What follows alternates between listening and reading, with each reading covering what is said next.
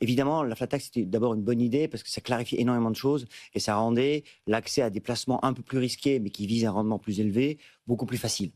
Mmh.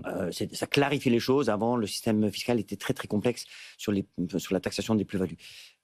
Il y a un mouvement réel, une volonté réelle depuis maintenant quelques années, si ce n'est des dizaines d'années, pour pousser l'épargnant français qui met beaucoup de côté, d'aller justement vers ces classes d'actifs qui, directement ou indirectement, financent l'activité réelle et qui sont aussi là pour financer l'économie, aider à la transition énergétique, refinancer le réarmement, enfin, et j'en passe. Oui.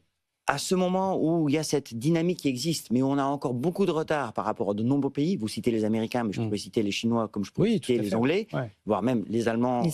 Et voilà, c'est dommage de casser cette dynamique et je crains, sans en avoir la preuve, je crains qu'en augmentant la flat tax, on risque effectivement de calmer les ardeurs justement de ces classes moyennes qui enfin se mettaient à faire ce que les classes supérieures faisaient déjà depuis un moment, c'est-à-dire consacrer une partie de leur épargne à des investissements à risque.